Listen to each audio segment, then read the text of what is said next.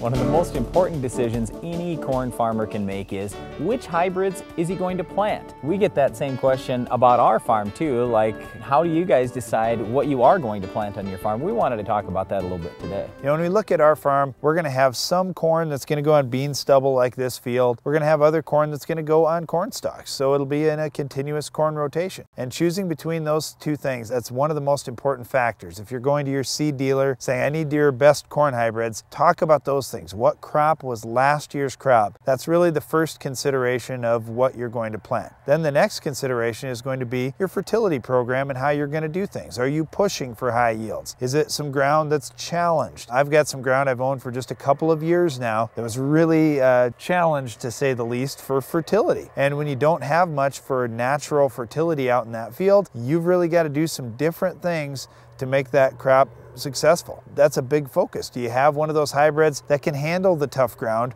or is it just this, racehorse type of hybrid that's got to have everything perfect or it's going to fall apart? Well, when you talk about being successful, I can hear a corn combine going in the background, and that just reminds me of, we're going to have top yields.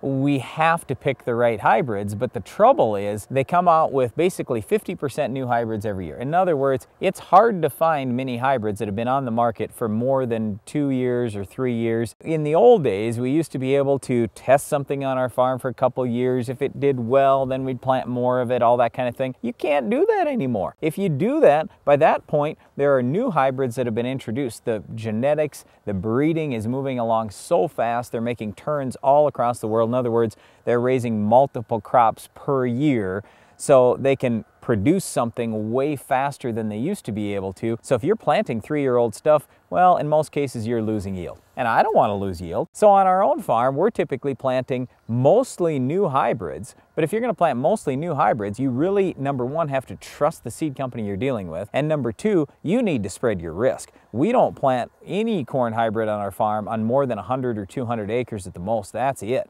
If I want to plant it on 500 acres, that's too much risk. I have too many eggs all in that one basket, and I've never planted that hybrid before, and I'm going to plant 500 acres to it out of 1,500? No way. Well, the other thing, you talk about trusting your seed company, you've got to keep your eyes wide open all year long. You've got to be looking at the hybrids that you have on your farm, watching them throughout the season. It's not good enough to just say, well, I'm going to plant, I'm going to spray once, and then I'm going to come back and harvest. That doesn't work anymore. You have to pay attention all throughout the season to see what's going on. Yeah, there's some truth to that, but the whole thing is you can't fall in love with a hybrid just because of the way it looks. And then at the end of the year, if it doesn't perform, you say, well, it looks so nice during the year. By the same token, though, you fall in love with something for how it yields based in the on fall, numbers. Yep. And then you're making a mistake there as well. For example, let's talk about disease control. That's another big factor that we use when we're picking our hybrids. And maybe you see, wow, that corn was 230 bushel this year and everything else was 210. Well, that's fantastic. Let's do more of that.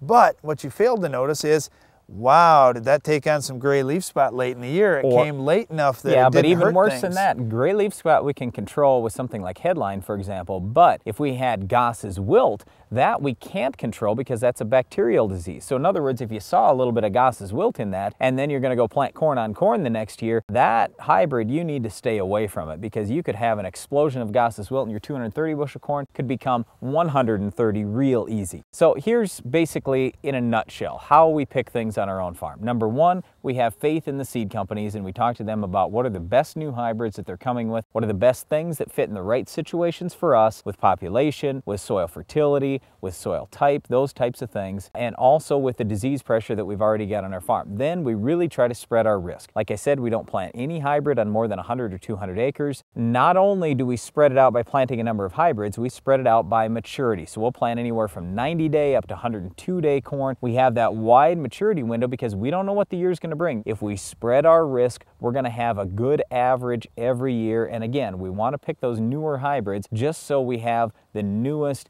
best stuff that's coming in the market. Because remember, they don't come with new stuff because it yields less. They come with new stuff because it yields more. Well, you know, there's so many factors. You look at dry down, you look at test weight, you look at early flowering dates, and that can be a big factor depending on where you're at and when you're planting that hybrid. There's so many things to look at with corn hybrids. Just take your time. Don't rush into something. Take your time, learn what you can, and make the right decision for you. Well, picking the right corn hybrid is important, but so is controlling our weed of the week.